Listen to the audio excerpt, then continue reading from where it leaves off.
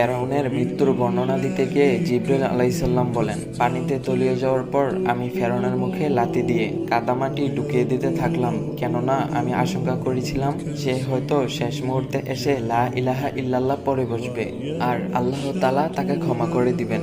একটু গভীরভাবে চিন্তা করে দেখুন তো, ফেরাউন কত বড় পাপী ছিলেন, কতটা খারাপ মানুষ ছিলেন। এই হাদিসটি থেকে আল্লাহর সাথে জিবরাইল আলাইহিস সালামের সম্পর্কের একটা চমৎকার দিক উপলব্ধি করা যায়। জিবরাইল আলাইহিস সালাম আল্লাহ তাআলার সবথেকে নিকটবর্তী ফেরেশতা হওয়ায় আল্লাহর ক্ষমতাশীলতা সম্পর্কে তিনি খুব ভালো করেই জানেন। তিনি এও জানেন ফেরাউনের উগ্রতা যতই বড় হোক না কেন, আল্লাহর দয়া ও ক্ষমাশীলতা তার থেকে অনেক বড়। প্রিয় ভাই ও বোনেরা, এখন নিজেকে কিছু প্রশ্ন করুন, আমাদের মহান আল্লাহ পাক আমাদের সবাইকে এই পৃথিবীতে কেন পাঠিয়েছেন? জয় আল্লাহ তাআলার ইবাদত করার জন্য, কিন্তু আমরা কি তা করছি?